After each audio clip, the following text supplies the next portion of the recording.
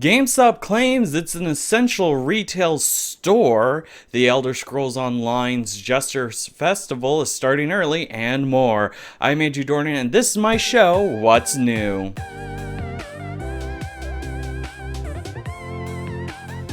Alright, so I know I said that Friday shows were going to be a bit lighter, but I was thinking about it as I was searching through the news stories, and there were just some that I felt like maybe someone would enjoy these stories. One of these isn't necessarily that fun, but the other kind of are. So I'm done with the rambling. Let's get into the news. Alright, our first news story of today is that GameStop is claiming that it's an essential retail store and should remain open during the pandemic. Now, they're not essential.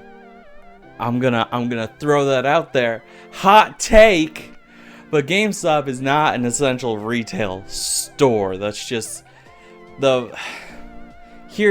sent out an internal memo, and this is how it reads. We believe that GameStop is classified as essential retail and therefore is able to remain open at this time. It goes on to say that the retailers carry goods that enable and enhance our customers' experience in working from home. We have received reports of local authorities visiting our stores in an attempt to enforce closure despite our classification. So basically, it goes on for a little bit, so I'll keep it up there. But it's so dumb. Like, their reasoning for why they are classified as essential is because they sell microphones, headsets, webcams, and like other home office stuff, which is just bullshit. I'm gonna say it right now. It's horrible. Like, GameStop's failed its employees, and now they are by not distributing cleaning supplies and hand sanitizer, and now they're putting their employees in risk, all in the name of profit. And this is just completely ridiculous. And something to note, that eternal memo/letter thing had a number that they could give to law enforcement to call. Polygon actually attempted to call that number, but it went to a voicemail box for GameStop's COVID-19 inquiries response system. And Polygon did leave a message, but they never heard back. And they also tried to reach out for GameStop directly for comment. They didn't necessarily give an appropriate response or a response in general. But just a couple of hours after Polygon's story went live, they actually released a statement, which you can see on screen. It's a big old statement. Basically, while GameStop is best known for the provider of gaming and home entertainment systems, it just goes on to try and justify their position, which if you ask me is not very justifiable, but it's whatever. And in light of all this, we saw the hashtag boycott GameStop trending on Twitter, and this, honestly, I think people for the longest time have been hating on GameStop, and to some extent for good reason, although everyone cites the trade-in value, which if you wanted money, if you wanted good value for your games, then you would just sell them on eBay. You wouldn't have to deal with GameStop. But whatever. I think it's so weird because it's there are a lot of people talking about how greedy corporate is, and then there's a lot of people who they cite their reasoning for wanting GameStop to shut down is because of the trade-ins. They don't mention anything else, they just mention trade-ins, and it's just completely bonkers.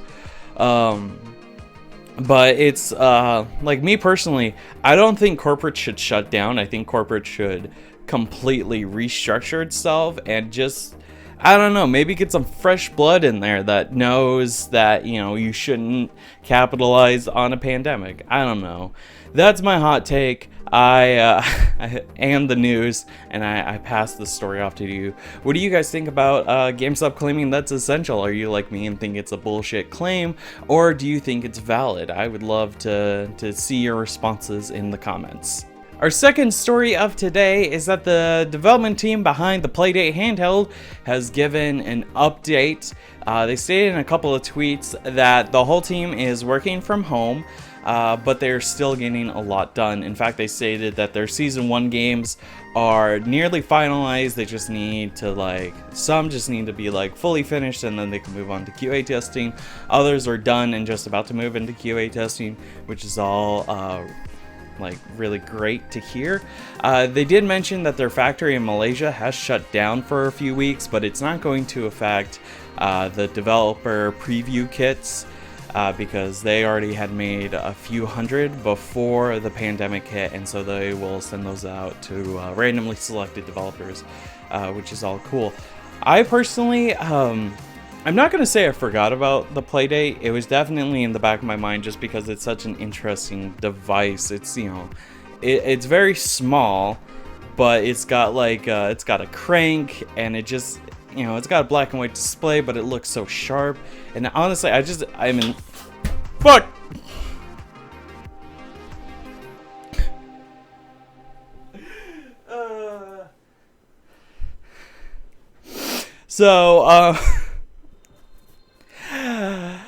I have this behind my my little outline, and the reason why is because it's kind of bright outside compared to inside. In fact, if I close my blinds,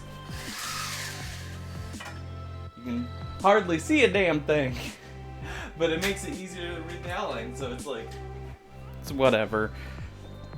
So this fell off. This worked for the first story, but whatever. How wonderful.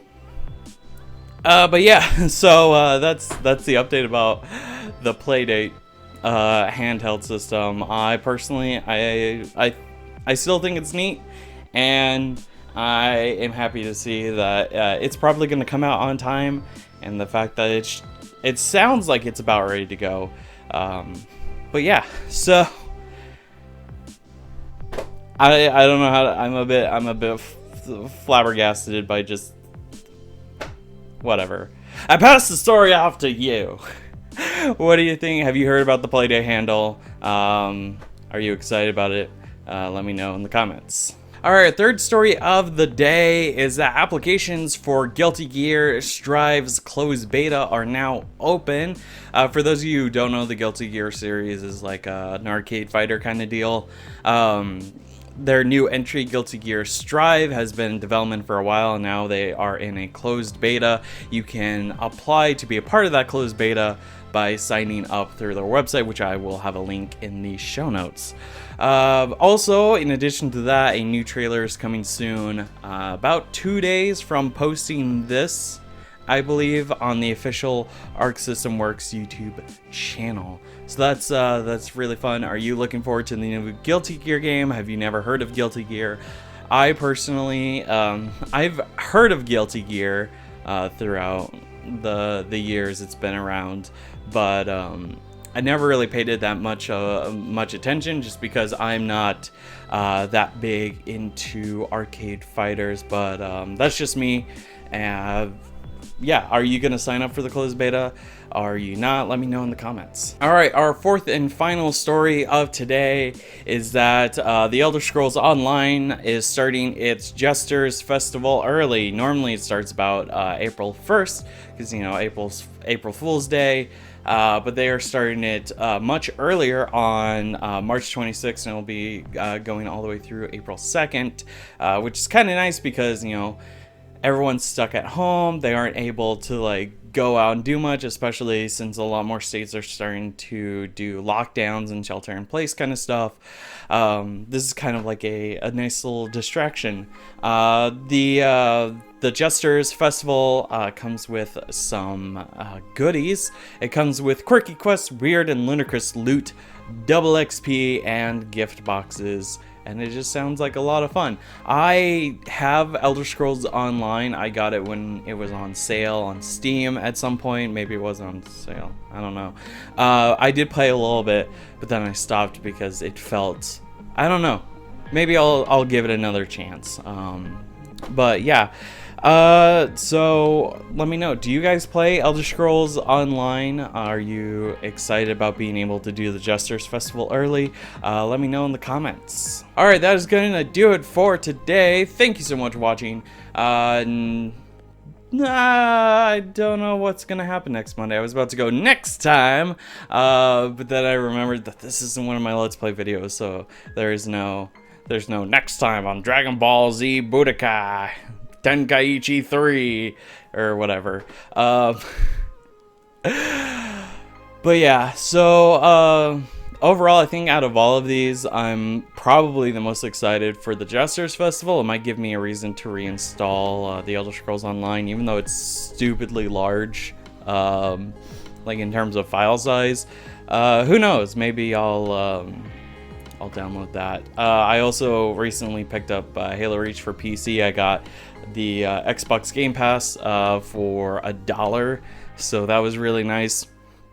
But yeah, that is my little end of show rambling. Thank you so much for watching, and yeah, if you want to support me and my content, I have a link to the support the content page in the show notes. And then if you want to know more about Andrew Dornan's What's New, I have a link to the main show page also in the show notes. Thank you so much for watching, and I'll see you next Monday for another episode of Andrew Dornan's What's New. Bye bye.